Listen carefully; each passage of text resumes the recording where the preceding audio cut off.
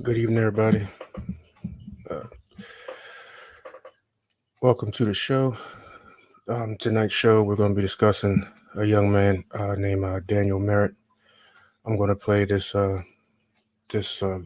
news clip, and then we're going to have his mother, Miss Khalitha Davis, and his aunt Serena on the show, and we're going to take it from there. So I'm going to play this clip.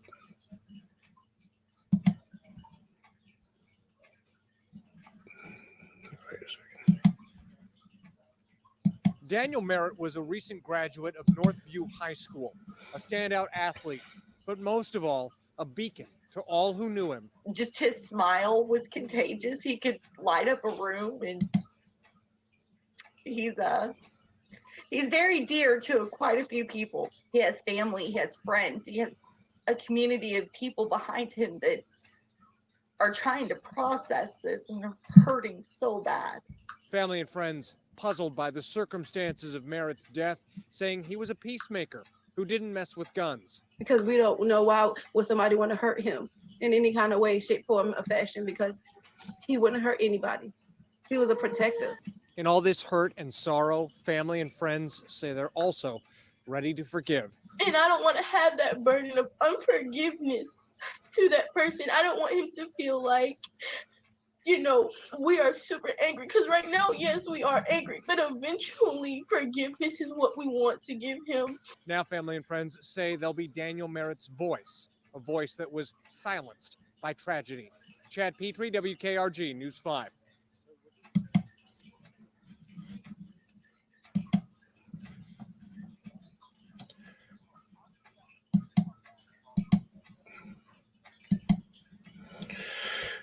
Now, we're going to hear from Daniel's mother. Miss Khalifa, welcome to the show. How are you doing? Hello? Can you hear me? I Yes. can hardly hear it. Hear you. Can you hear me? Can you hear me now? Miss Davis.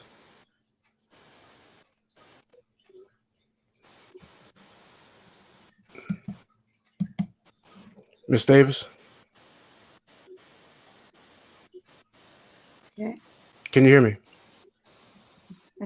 Can you hear me? Yes, I can hear you. Can you hear me? Yeah. Okay. Hello. How are you doing? Um, Serena, can you unmute yourself?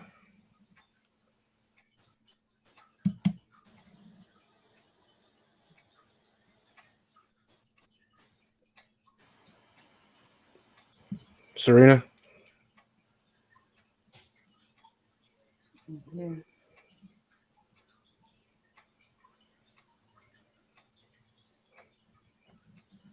She's on mute. Well, Miss Davis, can you tell us about Daniel?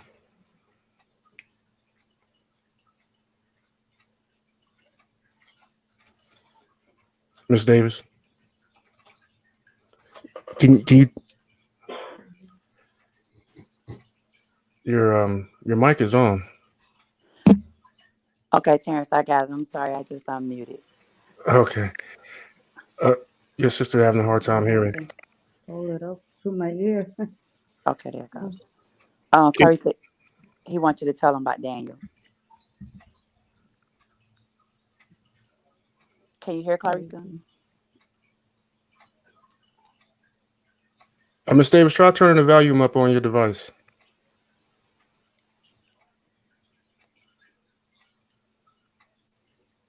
I don't want to send her a text message because it might stop her stream. Yeah.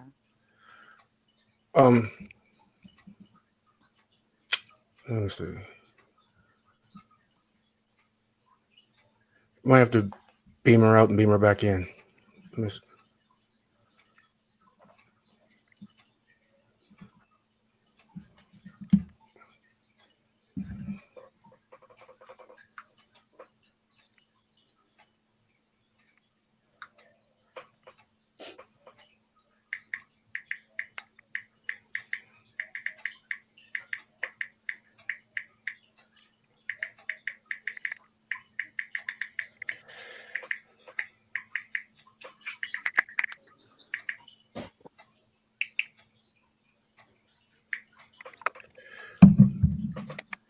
Miss Davis, you still can't hear us?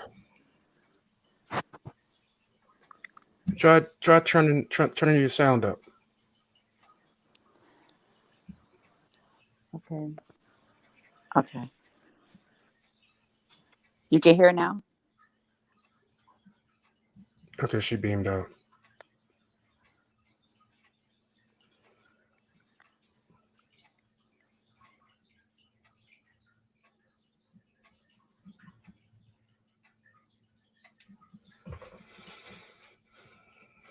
So as we wait for her to come back in, you know, I searched for different news reports on Daniel,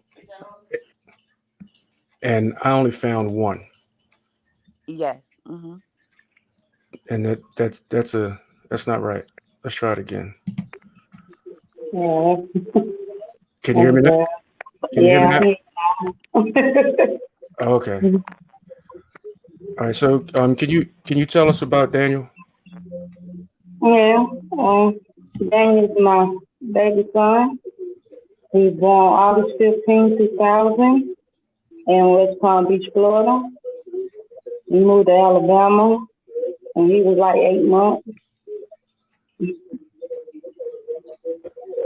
Yeah, he was a good kid.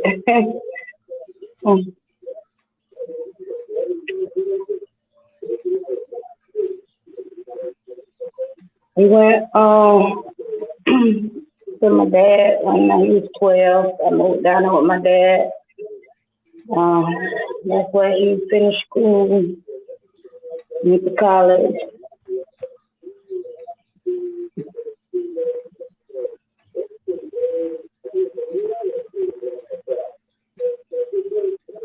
Outgoing, very athletic, very respectable, mannerable. He didn't do any drugs or games or none of that. He didn't. No.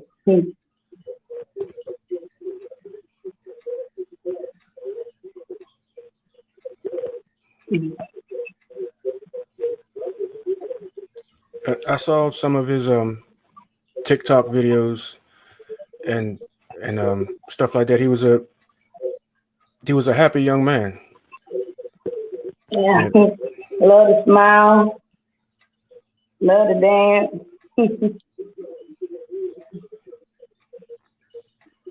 what was his major in college?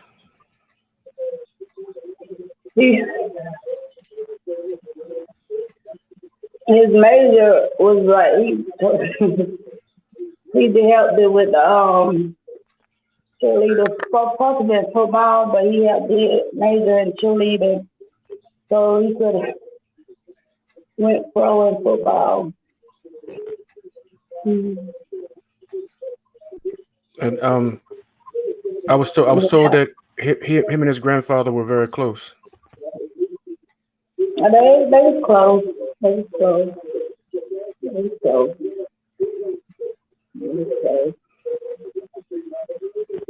So how was his grandfather holding up? He's holding. He ain't holding up good, but he's trying. He's trying.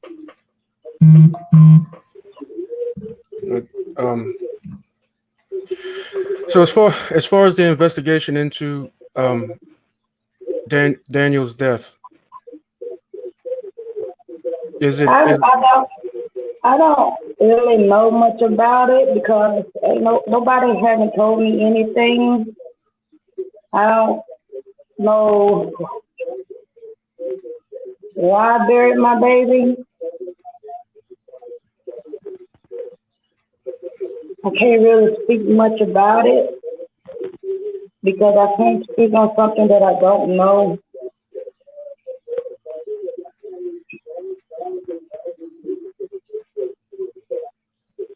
I called the detective Ryan Smith, and all thing he told me was that a lot of people have been calling, and he couldn't tell me nothing over the phone. I had to go down and see him for him to tell me.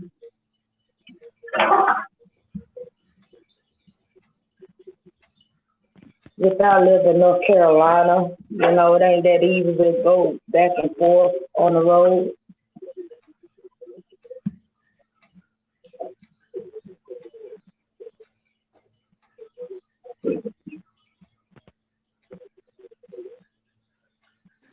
I called the Terrence. This is Serena.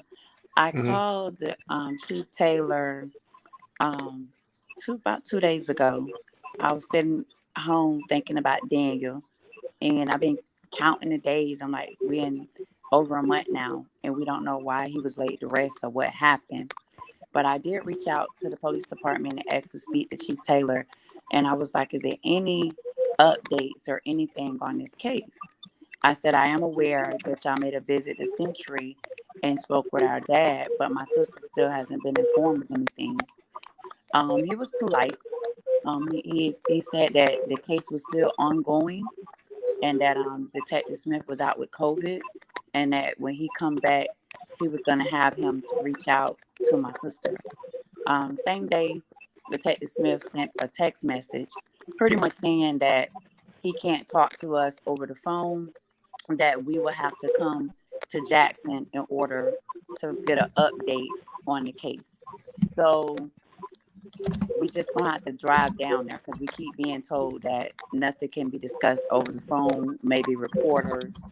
I mean, but I'm gonna take a trip if that's the sacrifice I gotta make to get some information. But it's still mind-boggling to me that the charge is manslaughter, first-degree manslaughter, having a weapon without permit, and he's out on a $20,000 bond and was out less than 72 hours after Daniel was killed. That's just mind-boggling. And then I text Detective Ryan and I asked him, I said, where can I find the mugshot that the arrest was made for Mr. Gordon Marks? And he said the Washington Post, the 11th edition. I've been looking it up and I still haven't found it. So I just figured when I get up there, I'll ask them, could they show me what this paper is to see? Because he started telling me that an arrest has been made. But when I look up the arrest, because I've been watching this county since my nephew got shot, and really since after the I couldn't find anything in Clark County Jail showing proof that Kobe was arrested. But when I look at this county and look at all the other arrests, every arrest that comes to that county is posted. A mugshot is posted. But Gordon Kobe Marks, you don't see a mugshot. You don't see nothing posted. So it's frustrating knowing that the person that shot and killed him is out. Might as well say free. He got out. My baby bottle was still up there. I'm still up there. Right, what you said?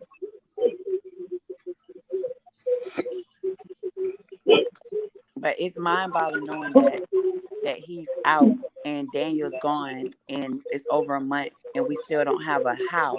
I just don't understand how something that was portrayed in the news. If you look at the news feed from WRKG, it was portrayed in the news as a tragic accident or a tragic, and still nobody has told us what this tragic was.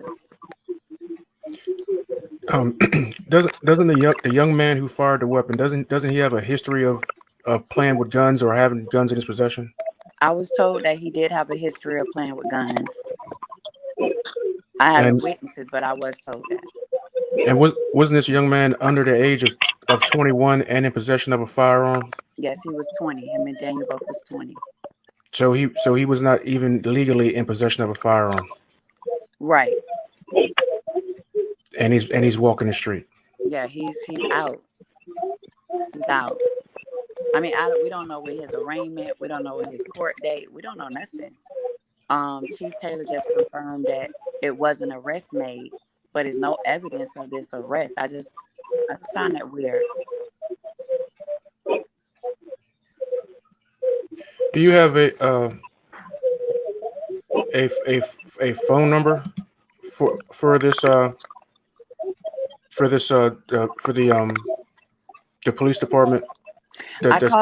I called Jackson Police Department. I Googled it and called up there. Hold on one moment.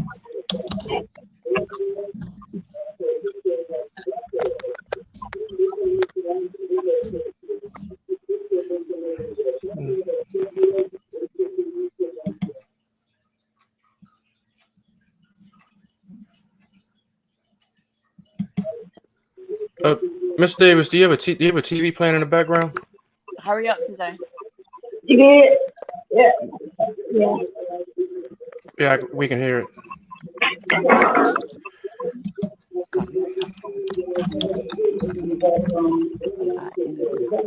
About Daniel.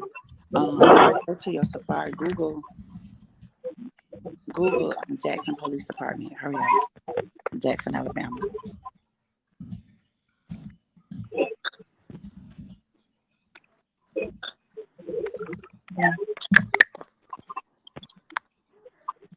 What's the chief's name? His name is Chief Taylor. Okay, and the number that I've been calling is 251 246 448. Yeah, 251 246 4484. Oops. Gotta be smarter than the keyboard. Is that 251? 246 246 4484. 4484.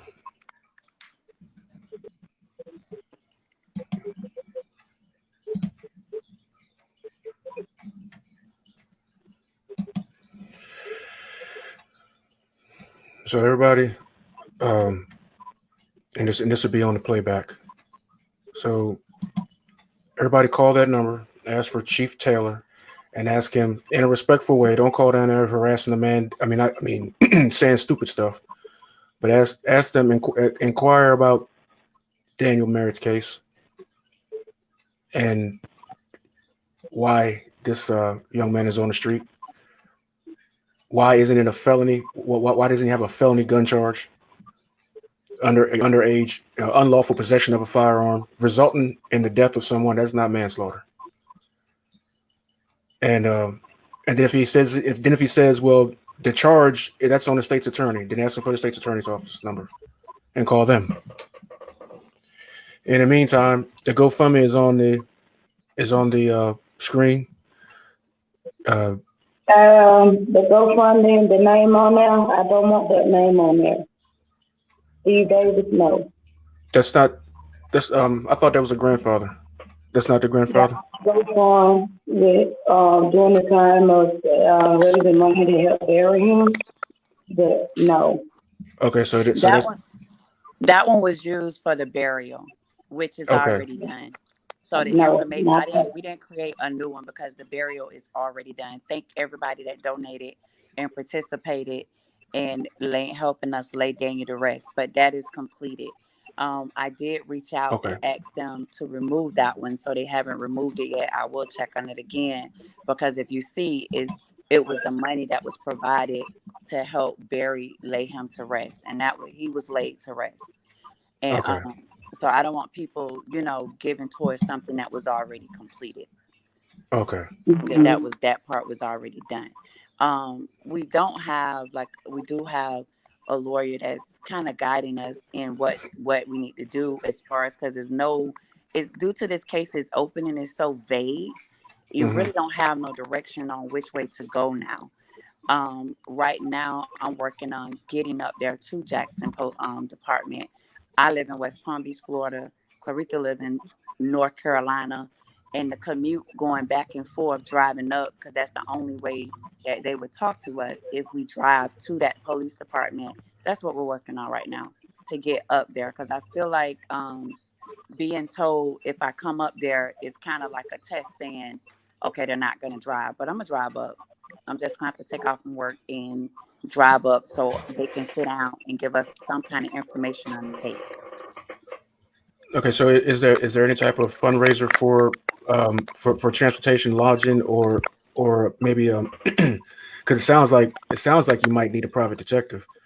Um, any of that stuff? Not as of yet. Be honest, just been working and doing it on my own. To be honest with you, haven't asked anybody for anything. Just been working, doing it on my own, putting in hours and making sacrifices so I can see this to the end. Okay.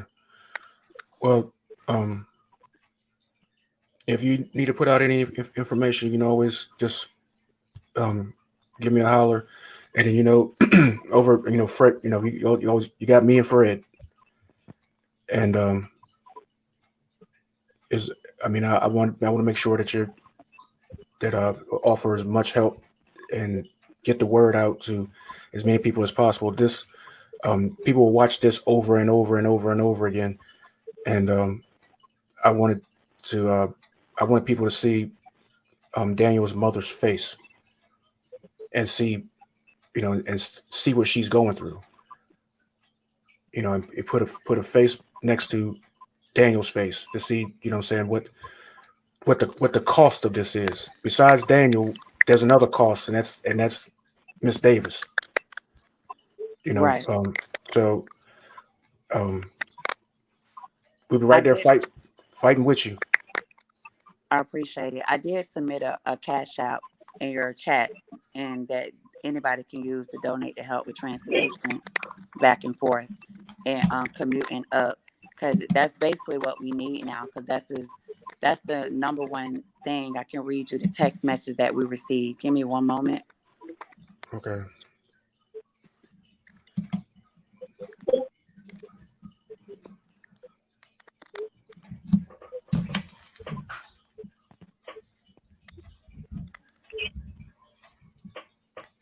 Okay, call me every day. Every day he called me.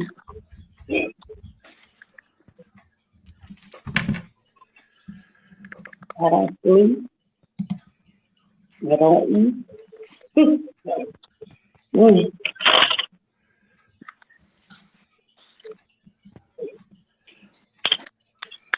Okay. If you're ready, I'll read the response that we got. Okay. Um, he stated, well, I text him. I said, "Good morning, Detective Smith. Can you please tell me where I can find the arrest information or mugshot for Gordon Kobe Marks? I have searched the Clark County Jail inmates and nothing coming up." And I said, "Please advise. Thank you." He texted me back and said the Washington County newspaper, December 11th edition, has it on the front page. I said, "Okay, thank you." Then he texted me, said, "Our investigations continues. As you might imagine, in cases like this, there are reporters and individuals seeking to use bit of information for 15 minutes of fame, money, or even worse purposes. Due to such individuals who seem to care little for the victim family, or even the truth, we do not provide non-public information over the phone. If you would like to meet in person, we will make every effort to meet with you and confirm your identity." So that's my goal, because that's the only response I keep getting. So I have to get up there to see. Because report. I don't know. I never worked as a reporter. I don't know what reporters do, but you got to be something common sense to tell anybody someone lose a loved one, they're gonna call and keep, especially if they don't know how that person died. They're gonna keep checking to see what's going on with the case. Not to mention, Daniel was shot on the 4th, and I found out on the 6th that the person that shot him was free. So that's the goal right now. And it would seem as though if they know they got they know they got a family in mourning out there that lost a loved one. That if they were truly concerned or truly about getting justice, that they would make the the drive themselves. If one of you was somebody that committed a crime, if they wanted you, they would come to get you. Then they should be able to come and inform you. You get what I'm saying? Right. I explained to Chief Taylor when I spoke to him, and I explained to him, and he was very nice. I said, "With Chief Taylor," he said, "Well, we did meet with the family." I said, who y'all met was the grandfather and his nieces." and the grandfather's sister. I said, you didn't meet with the immediate family. You met with Daniel stayed there until he graduated. I said, but after he turned 18, he never lived in Century, Florida. He was 20 He years go back old down. and in college and in working and had his own place. I said his He mother was in North Carolina. I was in West Palm Beach. So you met with the closest person to Alabama state line. I explained that to him. I say, so which happened after I called and after I did the first interview, that's when they reached out and said, okay, we'll come to Century. And when I did the interview with Fred on the boxer conversation, and then that's when they called and said, okay, we'll sit and meet. But they didn't, which I don't blame them for not knowing who they met with. I don't fault the police department for that. I just felt like that the family should have stepped up at that point and say, well, this is the mother. And so that's kind of what I did. I let him know, well, my sister, Claritha Davis, she is the mother. She is the direct contact. And he said that he would pass that information to the detective. And then after he did, which he did, that's when we both received the text message that I just read from Detective Smith saying that if a conversation is to be had, we will have to come to him. Wow. I mean, but how would you expect to get a thorough investigation from people who can't even who can't even effectively find the right next of kin? So I don't, and I can't even explain it. To be honest, I can't explain how or why. I really can't explain it. It's just it doesn't make sense. Only thing that we know, be honest, is that the case is ongoing and that it was witnesses there and the witness stories are different. And the young man that shot and killed him is free. That's the only thing we know.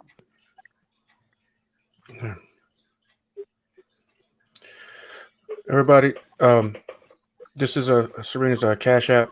Help out in any way you can. Like she said earlier, the GoFundMe was for the funeral services. That's been taken care of. So don't send money to that. If you want to help out, as of right now, send money to the Cash App. On the ticker tape, you see that's the Jackson, Alabama police chief's phone number.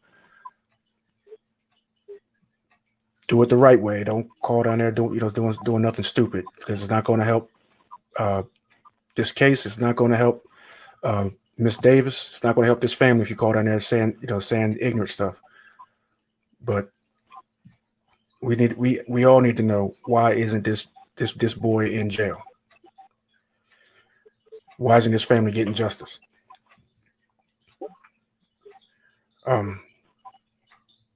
Miss Davis, real sorry about what you're going through. No mother should have to go through this. I don't want this done to nobody else, child. But I had 2 sons, 2 daughters. Now I have a son and 2 daughters. I'm not get that call no more.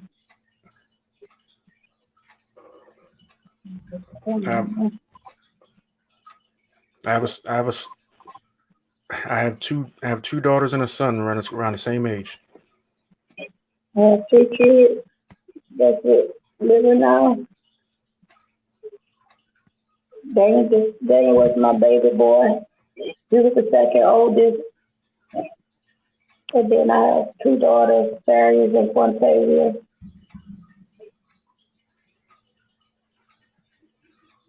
Calvin is my oldest son.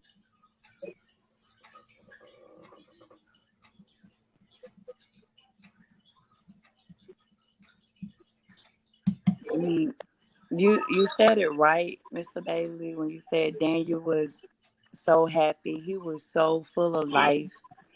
He was just that kid. That was my nephew that gonna dance with me. He that nephew that gonna cut up with me if we having a gathering and we hanging out. And I said, "Come on, nephew, let's do this." He was that guy. But he loved his sports. He loved his family. If you was his friend, you was his friend. And if he was for you, he was for you. That he just he was just that kid. He wasn't no street type of kid. And I say we were blessed because Calvin and Cedric is the same way. We don't have kids that just like to be out and hanging out. You know, no disrespect to what kids do. I just feel like that we were blessed because we can sleep at night not worrying about our 17, 18-year-old, 20-year-old, or 21-year-old out doing something they have no business doing in this day and hour. But I mean, I think about my nephew every single moment of the day. Sometimes I cry myself to sleep. Sometimes I get up and drive just to try to clear my head, to try to stop the tears from rolling. Because I mean, I really wanted to believe that this was an accident. I just don't think it take over 30 days to tell me how an accident happened.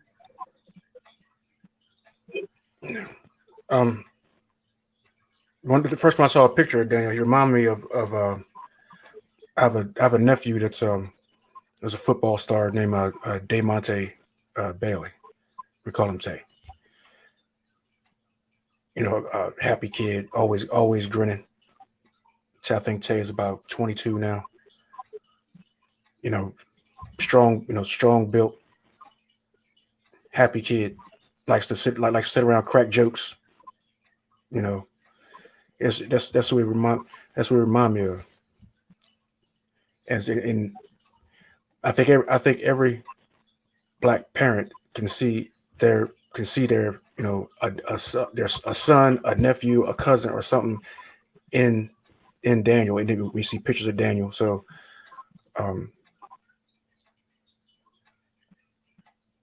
yeah, I mean this hits home for everybody. That's why when I heard the story, I immediately wanted to help. When I seen pictures, and then you sent me those TikTok videos. You know,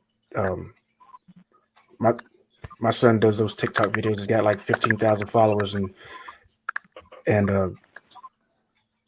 you know, so I mean, everybody. I mean, well, I speak for myself. I could see my own blood in that young man. So, when stuff like that happens, it don't feel real when it happens to you. You feel like you're dreaming, and you just wish somebody would wake you up. But I mean, I know exactly how I feel. I mean, I've never lost a child, but I've lost somebody close to me before, and it feel like a dream. So it's feel like feel unreal. But I mean, I get it. Is there anything else you'd like to say, Ms. Davis or Serena? I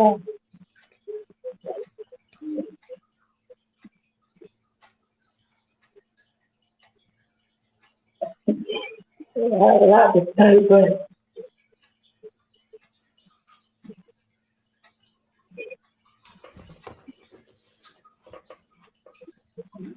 he looked at my baby voicemail. That's the only way I hear his voice is listen to his voicemail.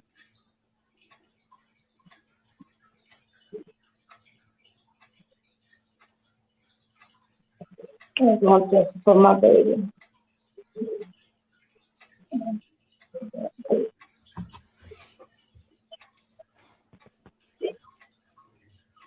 No mother should have to go through that.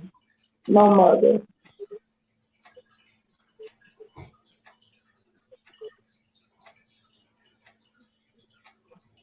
No, I don't want to hold you long because I don't want you to don't want to keep I want to get the word out, but I don't want to see you sitting here going through this.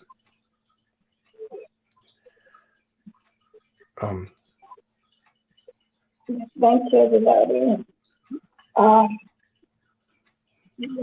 Keep me in prayers. And thank everybody for listening and being there. All right, we definitely be praying for you, and know we all love you, and we this will be this will be playing over. Anybody that wants to see it can click on it and watch it and be able to hear it straight from you. We got the chief police number up there. The Cash App is up there. So if people, I pray people get on here and support the family. Look into Daniel's case, and support and reach out to y'all. Any comments that come on here, if people comment on here and offer help or whatever, I'll relay them straight to you. All the serious ones, not junk mail, obviously, but serious folk. If they got something to offer, I will send them your way.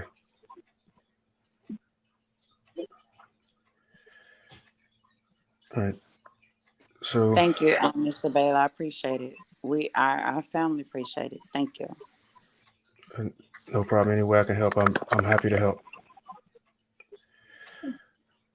So on that note, everybody, good night, and pray for the Davis and Merritt family, and we'll see you next time.